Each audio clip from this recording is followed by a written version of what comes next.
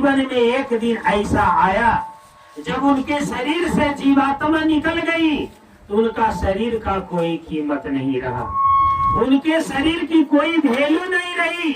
हम आप उनके शरीर को छूने के बाद छूत मानने लगते हैं, छूत हो जाती है, फिर हम स्नान करते हैं, उनको घर से उठा करके ले जा करके स्मार्ट स्थान में धर करके आग लगा देते थे और यही बोलते हैं कि वो चले गए, उनका स्वर्ग वास हो गया। अब विचार करिए, हमारे दादा परदादा, हमारे पूर्वज जिन्होंने हमसे संबंध बनाया, हमसे रिश्ता बनाया, उन्होंने अथाह दौलत जमा कर दी, क्या वो लेके गए? नहीं। क्या यहाँ की रिश्तेदारी उनके साथ गई? नहीं। यहाँ का सगे संबंधी उनके साथ गए? नहीं। अब विचार करिए, जिस शरीर की कमाई को हम अपनी दौलत समझा, लेकिन वो शरीर से कमा कर दौलत अर्ज करके जमा करने वाला व्यक्ति के शरीर से अगर जीवात्मा निकल गई तो हम आप उनको छूने के बाद छूत मांगते हैं, अब उनको श्मशान में जाकर जला देते हैं। अब विचार करिए, उस शरीर के अंदर कौन ऐसी शक्ति थी जो निकल गई और वो निष्क्रिय हो गए। मेरे गुरु महाराज बोले कि बच्चा, वही जीवात्मा है, वही सूरत है, उसी के बदौलत ये शरीर तेरा कार्य करता है। अब विचार करो कि हमारे दादा शरीर से जब निकल गए तो कहाँ गए? हमारे पूर्वज जब शरीर से निकल गए तो कहाँ गए और फिर कहाँ से आते हैं?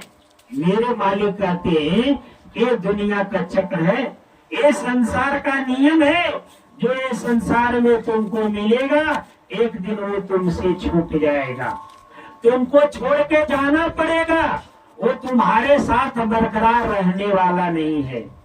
जब मेरे साथ बरकरार रहने वाला है ही नहीं तो आखिर मिला था क्यों? विचारणीय बात है। जब हमको यहाँ रहना ही नहीं है, जब मेरा शरीर अमर है ही नहीं, इसके अंदर कौन ऐसी चीज है जो अमर है, वो मरता नहीं है और उसके निकल जाने के बाद ये शरीर मृत हो जाता है।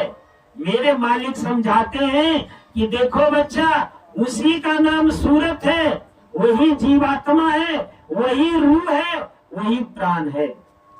वही रूह प्राण जब तेरे शरीर में रहता है तो तुम रिश्तेदारी बना लेते हो, लेकिन जब तुम्हारे शरीर से ओर निकल जाती है तो यहाँ संसार का सारा रिश्ता खत्म हो जाता है। अब सोचो कि ये शरीर तुमको क्यों मिला था? हम आप समझते हैं कि हमको शरीर मिला था, यहाँ घर बना के कुछ दिन रह लेंगे, यहाँ के रिश्तेदारी कुछ दिन बना के रह लेंगे।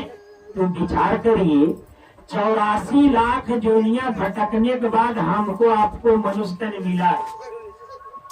क्या मनुष्य तन के अलावे और कोई भी तन अगर है तो क्या उसमें उसकी रिश्तेदारी नहीं है? क्या उस तन में उसके बाल बच्चे नहीं है? क्या उस तन में उसका घर परिवार नहीं है? विचार करके देखिए मेरे भाई, अगर एक पंछी को भी तन मिला है तो आप देखिए वो पंछी भी रहने के लिए घोंसला बना लिया, उसके भी बाल बच्चे हैं, उसको पालने के लिए घास ला ला के उसके मुंह में खिलाता है। अगर हम भी यही करते हैं और वो पंछी भी यही करता है तो विचार करिए, आखिर वो मालिक हमको मनुष्य तन क्यों दिया? इसलिए दिया कि हम इस बात को समझ सकें कि हमको जो मनुष्य तन मिला है, इस मनुष्य तन में हम उस मालिक को पहचान सकें, उस मालिक को अनुभव कर सकें।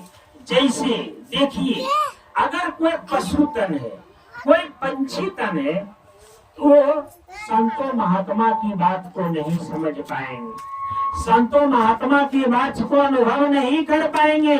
उनको बताने वाला भी अगर मिलेगा तो बोलिए पंछी कभी इंसान की बात समझ पाएगी?